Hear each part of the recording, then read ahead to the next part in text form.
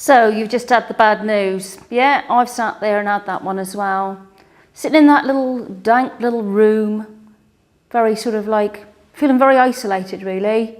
Little coffee table with a pack of tissues on it, a nurse looking at you, really sort of like, oh, it's really bad news and that. But is it, you know, let's turn this around really, because like, you know, they wheeled my daughter in and she's like my next of kin, and that was the first time that really hit me, that she's my next of kin. She's the one that, you know, if this all goes wrong, that they're going to ring and say, it's gone wrong.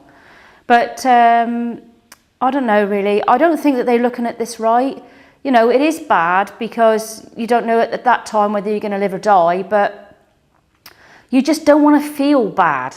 You don't want everybody to feel sorry for you, or I didn't, and I'm sure that lots of other people don't as well, because they come in and they say, so you've got breast cancer. Yeah, and 1 in 8 women will have breast cancer in this country. So if we all felt sort of like, sorry about that, we'd get nothing done with us.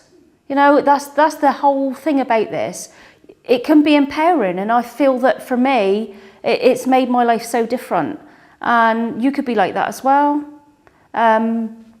What can I say? You know, they come in and they said that you've got breast cancer and you're going to have a mastectomy. That shocked me a little bit, because I was the next of kin for my mother 10 years before that, sitting in the waiting room, wondering why people were coming and going, and I was still sitting there. But, you know, things have changed. A mastectomy is not sort of, you know, you had it anymore. You've got a great big scar on your chest and you get a beanbag.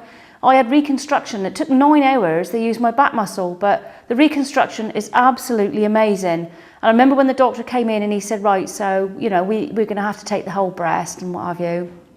I swallowed hard. And I wasn't very happy about it at the time, but he said, hey, you know, we need to think about your future and where this is going to take you. And he took my hand and he said, Pauline, I'm not going to let you leave my care any less a woman than when you came in. And for me, that was the turning point really, because he said to me about, you're going to have an uplift, you're going to have the chest of a 20-year-old, and all of a sudden it didn't sound so bad. And then the clincher, he said to me, and then when you've healed up, we'll get you in and we'll do some liposuction on your stomach. You tell me how big you want them and we'll do it. And I just sat there and I went, wow, that's not so bad. And he said, Pauline, I've just told you you've got breast cancer. I said, yeah, but I'm going to have an uplift, the chest of a 20-year-old. I think most really that's a bit of a win-win, isn't it? And that's how I looked at it, and I never looked back. So hopefully you'll do the same.